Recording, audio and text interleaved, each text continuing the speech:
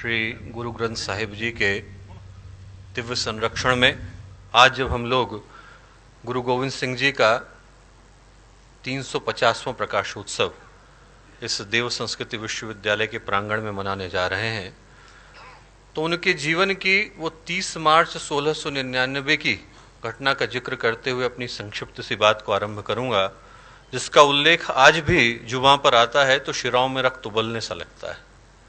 कहते हैं कि 80,000 लोगों की संगत उस बैसाखी के दिन हुई थी और हर कोई गुरु गोविंद सिंह जी के दर्शनों को बेताब था। और गुरु शिष्यों की परीक्षा लेना चाहते हैं तो गुरु गोविंद सिंह जी मंच पर आए और तलवार लेकर जोर से दहाड़े कि है कोई सिख बेटा जो करे अपना शीश भेटा।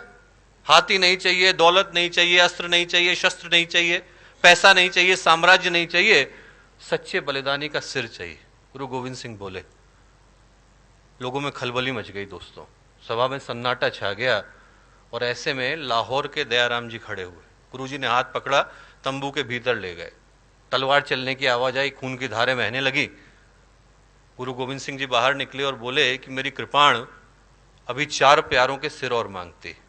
और देखते देखते गुरु के वचनों की रक्षा के लिए गुजरात के मोहकम चंद जी, उड़ीसा के हिम्मत राय जी, कर्नाटक के साहिब चंद जी, दिल्ली के धर्मदास जी, भारत के 5 कोनों से आए लोग अपने गुरु के वचनों की रक्षा के लिए खड़े हो गए। किसी का जीवन नहीं चाहिए था उन्हें, किसी के प्राणों की, किसी के रक्त की प्यास नहीं थी। वो तो परीक्षा थी देखने के लिए कि देश के लिए, राष्ट्र के लिए, संस्कृति की रक्षा के लिए बिना किसी शर्त के अपने जीवन का बलिदान करने का साहस किसके भीतर है। बोलने वाले बहुत है, करने वाले कौन है। वो जो करने वाले थे वो पंच प्यारे कहलाए दोस्तों। और उस दिन इस भारत की सौभाग्यशाली भूमि पर खालसा का उदय हुआ। एक ऐसी सोच का उदय हुआ कि हमें हृदय में भक्ति और कर्म में शौर्य की आवश्यकता है।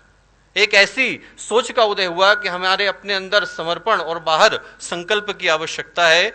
एक इस सोच का उदय हुआ कि जब जहां कहीं भी अनीति हो, अत्याचार हो, अनुचित हो, वांछनीयता हो, गलत हो रही हो, उसका प्रतिशोध करने की ताकत हमें अपने अंदर विकसित करने की क्षमता को लाने की आवश्यकता है। और यदि उस दिन गुरु गोविंद सिंह जी ने वो खालसा की सोच इस भारत की भूमि को नहीं दी होती दोस्तों, तो ये देश टुकड़े टुकड़े हो गया होता। न संस्कृति बचती, न सभ्यता बचती, न संस्कार बचते, न समाज बचता, और हम लोग गुलामों के भाव बिक रहे होते। ये देश ऋणी है गुरु गोविंद सिंह जी का।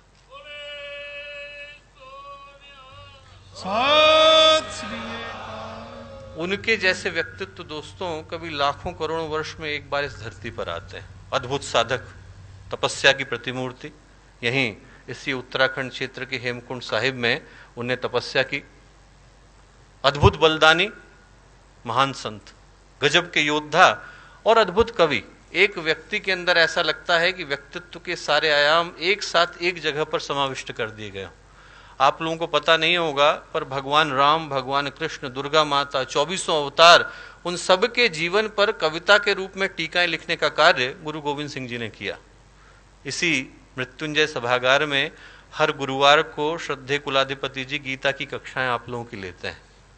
और आप लोगों को ये जान करके सुखद आश्चर्य होगा कि वही श्रीमद् भगवद गीता के 700 श्लोकों का कविता में अनुवाद करने का काम गुरु गोविंद सिंह जी ने किया, गोविंद गीता के नाम से। और इससे बड़ा संयोग नहीं हो सकता कि गीता पर प्रवचन देने वाले श्रद्धेय कुलाधिपति जी और साथ ही साथ उस गीता को जन सुलभ बनाने वाले ज्ञानी इकबाल सिंह जी आज एक साथ इसी सभागार में साथ साथ उपस्थित हैं। तो एक अद्भुत संयोग। और जब आप गुरु गोविंद सिंह जी के जीवन को देखें तो ऐसा लगता है कि गीता में जो भगवान श्री कृष्ण ने योग की व्याख्या करी है वो उनके जीवन में साक्षात देखने को मिलती है।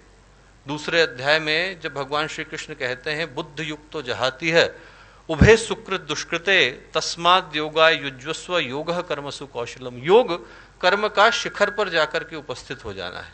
और वैसा ही जीवन गुरु गोविंद सिंह जी का था। उनके व्यक्तित्व का एक एक आयाम ऐसा लगता है जैसे हिमालय की चोटी पर जाकर के बैठ गया है। उनके विषय में बोलें तो ऐसा लगता है जैसे भगवान कृष्ण या गुरुदेव के विषय में बोल रहे हैं। 3000 के करीब पुस्तकें गुरुदेव ने लिखी, 24 गायत्री के महापुरुष चरण करे, इतना बड़ा संगठन खड़ा किया, साधक थे, संत थे, तपस्वी थे, व्यक्तित्व का हर आयाम शिखर पर था, और वैसा ही गुरु गोविंद सिंह जी के विषय में बोलते हुए लगता है। और दो अद्भुत सोचें गुरु गोविंद सिंह जी इस देश को, इस राष्ट्र को दे करके गए। पहली, राष्ट्र के प्रति अगाध निष्ठा, अटूट भक्ति। आज यदि इस देश की पश्चिमी सीमाएं इतने सारे आक्रमणों को झेलने के बाद भी बिना किसी खरोंच के खड़ी हैं दोस्तों, तो उसके लिए यहाँ की भूमि, यहाँ की मिट्टी, यहाँ की धरती, यहाँ का आकाश, यहाँ का पानी, यहाँ की वायु एक एक सिख का कर्जदार है। एक एक सिख का, खालसा का कर्जदार है, गुरु गोविंद सिंह जी का कर्जदार है। क्योंकि राष्ट्र के लिए अपने आप को बलिदान कर देना,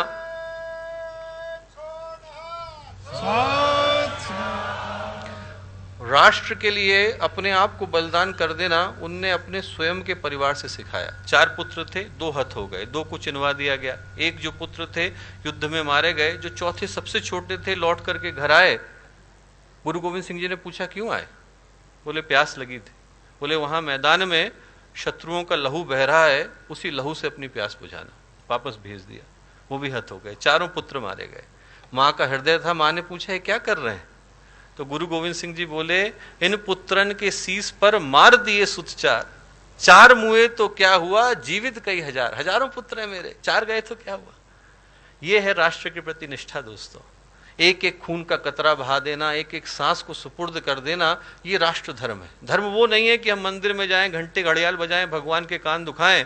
धर्म वो है जब हम लोग राष्ट्र के प्रति अपने दायित्वों की रक्षा करते हुए अंतिम सांस को भी शहादत की तरह सुपुर्द कर देते हैं, वो राष्ट्र धर्म कहलाता है। और वो गुरु गोविंद सिंह जी ने हमें सिखाया।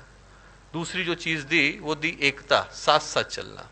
बड़ा दुख होता है जब लोग धर्म के नाम पर तोड़ने की भाषा का प्रयोग करते हैं। धर्म तोड़ना नहीं सिखाता, धर्म जोड़ना सिखाता है। धर्म गिरना नहीं सिखाता, धर्म उठना सिखाता है। धर्म बटना नहीं सिखाता, धर्म मिटना सिखाता है। और ये गुरु गोविंद सिंह जी ने हमें सिखाया। 2 सोच वो देकर के गए, संगत और पंगत। संगत का अर्थ है कि भगवान के अंश के रूप में हम लोग यहाँ आए। गुरुदेव कहते थे कि शेर का बच्चा शेर होता है, बकरी नहीं होता। भगवान के बच्चे हैं तो भगवान के गुणों को अपने जीवन में धारण करने की आवश्यकता है। और पंगत का अर्थ है सब लोग एक समान है। आप शांति कुंज के क्षेत्र में प्रवेश करें तो ये दोनों सोचें आपको देखने को मिल जाएंगी। मनुष्य में देवत्व का उदय, संगत। और उससे थोड़ा आगे बढ़ेंगे तो लिखा हुआ है एक पिता की सब संतान, मानव मात्र एक समान, वो है पंगत। आज इस देश को इसी सोच पर चलने की आवश्यकता है।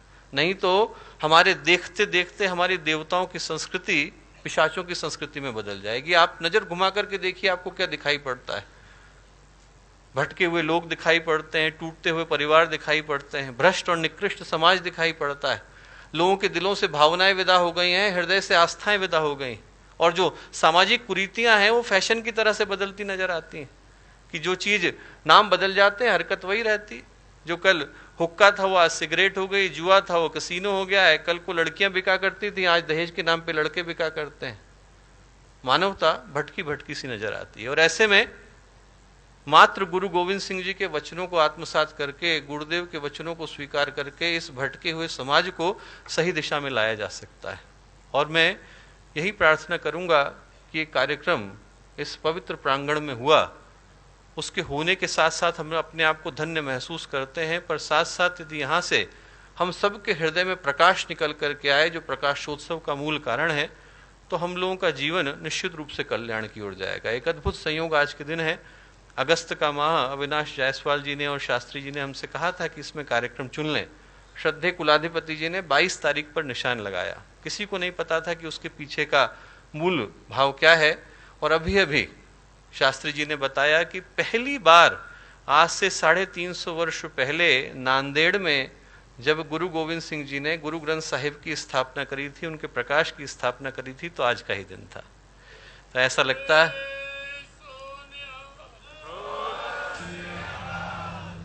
लगता है जैसे खालसा का प्रकाश अपने घर आ गया है। तो वर्षों पहले गोविंद सिंह जी ने कहा था कि 1.25 लाख से 1 लड़ाऊं, चिड़ियों से मैं बाज तोड़ाऊं, तब गोविंद सिंह नाम का हूं। 1.25 लाख से 1 लड़ाऊं। भगवान करे कि 1.25 लाख से 1 लड़ने वाले सृजन सैनिक, खालसा के धर्म को अपने हृदय में धारण करने वाले सच्चे सेनानी इस कार्यक्रम के बाद पैदा हों, अच्छे संकल्प को लेकर के निकलें, अच्छे ऊर्जा उत्साह को लेकर के निकलें। तो इस कार्यक्रम का यहाँ इस दिव्य प्रांगण में हो पाना अपने लक्ष्य को प्राप्त कर पाना संभव हो सकेगा। आप सबको बहुत सारी शुभकामनाएं, मंगल कामनाएं।